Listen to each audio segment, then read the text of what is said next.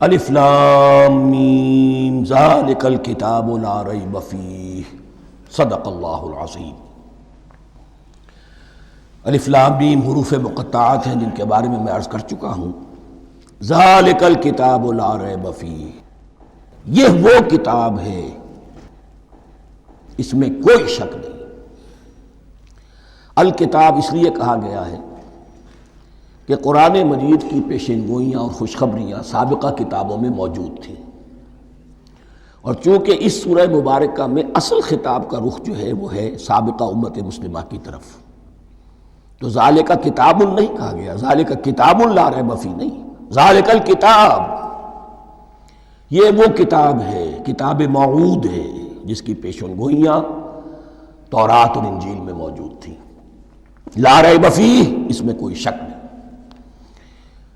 حرف اورا ریب نئے، تبدیل نئے، یہی الفاظ آئے ہیں سورہ سجدہ کے شروع میں بھی، الف لام میم تنزیل الکتاب لا ریب فیہ رب العالمین، لا ریب فیہ من رب العالمین، فیہ ھدی للمتقین۔ فیہ دونوں طرف مل سکتا ہے، لا ریب فیہ اسے معانقہ کہتے ہیں، لا ریب فیہ پڑھیں گے تو ھدی سے شروع کر دیں گے، لا ریب پر ختم کر دیں گے تو فیہ ھدی للمتقین، یہ دونوں معنی درست ہوں گے۔ ھدی للمتقین یہ ہدایت ہے، رہنمائی ہے اہل تقویٰ میں جو بچنا چاہیں۔ تقویٰ کا اصل مفہوم سمجھ لیجئے، وقا یقی کسی کو بچانا، تقویٰ خود بچنا۔ جن لوگوں کے اندر فطرت سلیمہ ہوتی ہے ان میں اخلاقی حس موجود ہوتی ہے، وہ بری چیز سے بچنا چاہتے ہیں، بھلی کو حاصل کرنا چاہتے ہیں، وہ لوگ ہیں کہ جو گویا کہ اس قرآن کا اصل مخاطب ہے، وہی اس سے استفادہ کر سکیں گے۔ الذین یؤمنون بالغیب، اب ان کے کچھ اوصاف، یہ اصل میں بہت زیادہ واضح ہوتا ہے تعویل خاص کے اعتبار سے کہ دیکھ لو درخت کو اپنے پھل سے پہچانتے ہیں، اس قرآن کے پھل موجود ہیں نا، یہ ابو بکر اور عمر اور عثمان اور علی کون ہیں؟ یہ جو مہاجرین آئے ہیں چل کر، مدینے والوں دیکھو یہ کون ہیں، ان کی شخصیتیں کیا ہیں، ان کا کردار کیا ہے، ان کے اوصاف کیا ہے، یہ کس درخت کے پھل ہیں، یہ اس بینہ کے پھل ہیں، یہ اس ذکرہ کے پھل ہیں۔ بینہ رسول من اللہ یتلو صحفا مطہرۃ فیہا کتب قیمہ، یہ اس شجرہ مبارکہ کے پھل ہیں، دیکھ لو ان کے کیا شب و روز ہیں، الذین یؤمنون بالغیب، جو غیب پر ایمان رکھتے ہیں۔ تعویل عام کے اعتبار سے اس کا بہت اہم مفہوم ہوگا، جو یہ طے کر لے کہ سوائے مادے کی دنیا کے مجھے اس سے آگے جانا ہی نہیں، unless I can verify۔ آپ کو معلوم ہے کہ میٹیریل جو حقائق ہے وہ تو آپ ویریفائی کر سکتے ہیں، آنکھ سے دیکھ سکتے ہیں، کان سے سن سکتے ہیں، ویریفائڈ ہے۔ جو یہ سمجھ لے گا کہ اس کے بیونڈ کچھ نہیں ہے، اس کے لیے قرآن میں کوئی ہدایت نہیں۔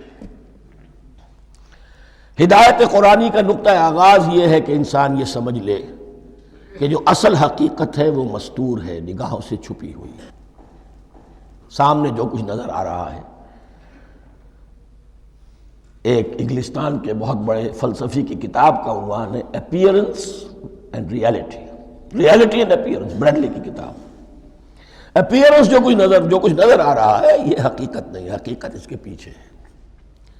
اور کنفیوشس کا ایک جملہ ہے جو بہت بڑا حکیم اور فلسفی تھا، چین کا بہت بڑا حکیم اور فلسفی، اور ہو سکتا ہے کہ نبی ہو، واللہ عالم، ہم کہہ نہیں سکتے۔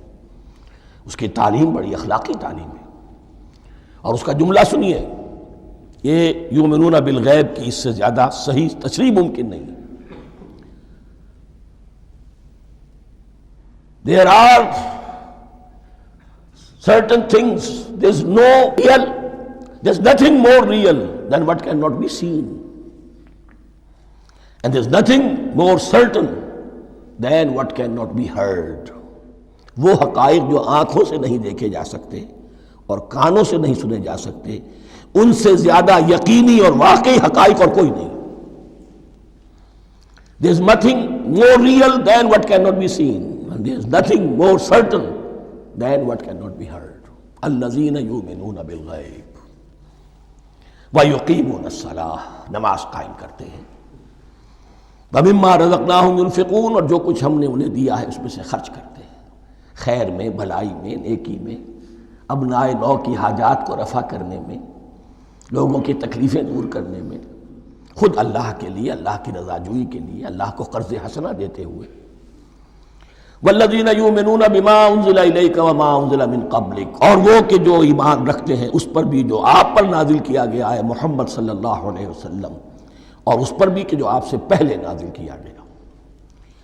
یہ بہت اہم الفاظ ہیں، اس لیے کہ عام طور پر آج کل ہمارے ہاں یہ خیال پھیلا ہوا ہے کہ یہ تورات اور انجیل کے پڑھنے کا کوئی فائدہ نہیں، کوئی ضرورت نہیں۔ کوئی ضرورت نہیں کی حد تک تو شاید بات صحیح ہو، لیکن کوئی فائدہ نہیں، یہ بالکل غلط ہے۔ یہ ابتدا ہے قرآن کی، اور کس قدر اہتمام کے ساتھ کہا جا رہا ہے۔ ایمان صرف قرآن پر نہیں، اس پر بھی کہ جو اس سے پہلے نازل کیا گیا۔ اور سورہ نساء کی آیت، اور سورہ نساء نازل ہوئی ہے کہیں جا کر سن 6 ہجری میں، یا ایھا الذین آمنوا آمنوا باللہ ورسولہ والکتاب الذی نزل علی رسولہ والکتاب الذی انزل من قبل۔ تو اس سے ایمان جو ہے تورات پر اور انجیل پر اور زبور پر اور صحف ابراہیم پر، اجمالی ایمان کی جو اہمیت ہے اس کو اچھی طرح سمجھ لیجیے۔ البتہ یہ ہے کہ چونکہ ہم سمجھتے ہیں اور جانتے ہیں کہ ان کتابوں میں تحریف ہو گئی ہے، لہذا ان کتابوں کی کوئی شے قرآن پر حجت نہیں ہوگی۔ جو چیز قرآن سے ٹکرائے گی ہم اس کو رد کر دیں گے، ان کتابوں کی کسی شے کو دلیل کے طور پر نہیں لائیں گے۔ لیکن جہاں قرآن مجید کی کسی بات کی نفی نہ ہو رہی ہو تو بہت سے حقائق ہمیں ان کتابوں ہی سے ملتے ہیں۔ انبیاء کے مابین جو زمانی ترتیب ہے، کرونالوجیکل آرڈر جو ہے، وہ تو ہمیں تورات سے ملتا ہے، قرآن میں تو نہیں۔ قرآن میں کبھی حضرت نوح کا ذکر بعد میں ہے، حضرت موسیٰ کا پہلے، وہاں تو کسی اور پہلو سے ترتیب آتی ہے، لیکن وہاں ہمیں تاریخ ملتی ہے ابراہیم کی، اسحاق کی، یعقوب کی، انبیاء بنی اسرائیل کی، موسیٰ کی، عیسیٰ کی، یہ ساری چیزیں۔ تو اس کی اہمیت جو ہے اس کو سمجھ لیجئے۔ والذین یؤمنون بما انزل الیک وما انزل من قبلک وبالآخرۃ ھم یوقنون، آخرت پر وہ یقین رکھتے ہیں۔ نوٹ کرنے والی بات کیا ہے کہ باقی سب چیزوں کے لیے لفظ ایمان آیا، آخرت کے لیے ایقان کیوں؟ واقعہ یہ ہے کہ انسان کے عمل کے اعتبار سے سب سے زیادہ مؤثر شے ایمان بالآخرہ ہے۔ ایمان بالآخرہ ہے تو عمل سیدھا رہے گا کہ ہاں مجھے جواب دہی کرنی ہے، جانا ہے، اٹھنا ہے، اللہ کے حضور حاضری ہے۔ اگر یہ یقین ہے تو عمل صحیح ہوگا۔ اس میں کمی ہو گئی تو توحید جو ہے وہ بھی بس ایک عقیدہ، ایک ڈوگما بن کے رہ جائے گی۔ ایمان بالرسالت بھی بدعات کو جنم دے گا۔ عید میلاد نبی منا لیجئے، اور کچھ عشقیہ اشعار کہہ دیجئے، نعتیہ اشعار کہہ دیجئے، اللہ اللہ خیر صلی اللہ، یہ ایمان بالرسالت کے مظہر ہوں گے۔ عمل انسان کا درست ہوتا ہے آخرت کے یقین کے ساتھ۔ وَبِالْآخِرَةِ هُمْ يُوقِنُونَ، آخرت پر انہی کا یقین ہے، انہی کا یقین ہے۔ یہ حصر بھی ہے اس اعتبار سے کہ یہودی میں مدعی تھے کہ ہم آخرت پر یقین رکھتے ہیں، یہاں کنٹراسٹ دکھایا جا رہا ہے، آخرت پر یقین رکھنے والے یہ لوگ ہیں۔ اور تعویل خاص کے اعتبار سے وہ لوگ موجود ہیں تمہاری نگاہوں کے سامنے۔ 13 برس کی محنت کی کمائی محمد الرسول اللہ صلی اللہ علیہ وسلم کی، اس کتاب کی، یتلو علیہم آیاتہ ویزکیہم ویعلمہم الکتاب والحکمہ، اس کا جو نتیجہ ہے وہ تمہارے سامنے ہے۔ اولئک علی ھدی من ربہم، یہ وہ لوگ ہیں جو اپنے رب کی طرف سے ہدایت پر ہیں۔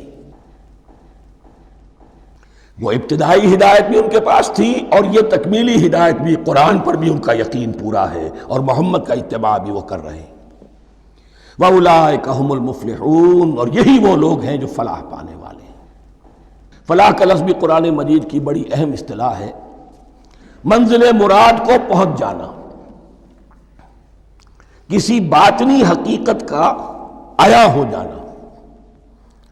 اسی لیے اس پر پھر گفتگو انشاءاللہ ہوگی سورہ مومنون کے شروع میں، لیکن یہ کہ فلاح پانے والے، کامیاب ہونے والے اصل میں یہی لوگ ہیں تو گویا کہ تعویل خاص میں صحابہ کرام کی طرف اشارہ ہو گیا، تعویل عام میں ہر شخص کو بتا دیا گیا اگر قرآن کی ہدایت سے مستفید ہونا ہے تو یہ اوصاف اپنے اندر پیدا کرو۔ اب دوسرا گروہ، ان الذین کفروا سواء علیہم انذرتہم ام لم تنذرہم لا یؤمنون، یقیناً جن لوگوں نے کفر کیا، اور یہاں مراد کیا ہے؟ جو کفر پر اڑ گئے ہیں۔ اس کو ہم تعویل عام میں نہیں لے سکتے، اس لیے کہ اگر تو ہم اس کو عام میں لے لیں گے تو اس کے معنی تو یہ ہوں گے جس شخص نے کسی وقت کفر کیا اب وہ ہدایت پر آ ہی نہیں سکتا، نہیں، یہ بات نہیں ہے۔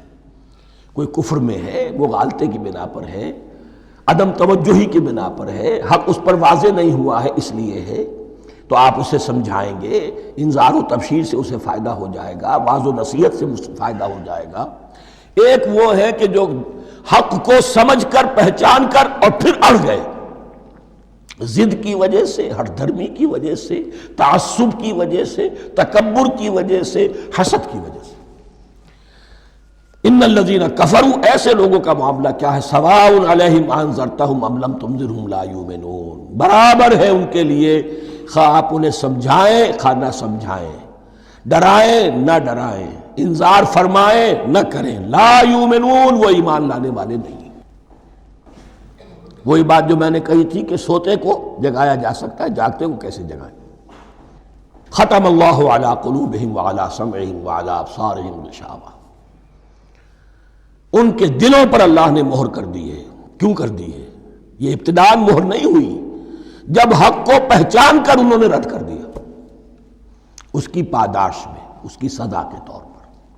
ختم اللہ علی قلوبہم، اللہ نے ان کے دلوں پر مہر کر دی ہے، وعلی سمعہم، اور ان کی سماعت پر بھی، وعلی ابصارہم غشاوہ، اور ان کی آنکھوں کے سامنے پردہ پڑ چکا ہے۔ یہ مضمون سورہ یاسین کے شروع میں پھر آئے گا بہت شر و بست کے ساتھ۔ وَلَهُمْ عَذَابٌ عَظِيمٌ، اور ان کے لیے تو اب بہت بڑا عذاب ہے۔ یہ دوسرا گروہ ہو گیا، ایک رکوع میں دو کو سمیٹ لیا گیا، کل ابھی 7 آیتیں ہوئی ہیں۔ ایک وہ گروہ جس نے قرآن مجید کی دعوت سے صحیح استفادہ کیا، ان میں طلب ہدایت کا مادہ موجود تھا، ان کی فطرتیں سلیم تھیں، ان کے سامنے دعوت آئی، قبول کی، اور قرآن کے بتائے ہوئے راستے پر چلے۔ وہ گلے سرسبد ہیں، وہ شجرہ قرآنی کے نہایت مبارک اور مقدس وہ اس کے پھل ہیں۔ ایک گروہ وہ ہے جس نے حق کو پہچانا لیکن اس کو رد کر دیا اپنے تعصب یا ہٹ درمی کی وجہ سے۔ ان کا ذکر آ گیا بہت اختصار کے ساتھ، اس لیے کہ ان کا ذکر آپ کو بہت تفصیل سے مکی صورتوں میں ملے گا۔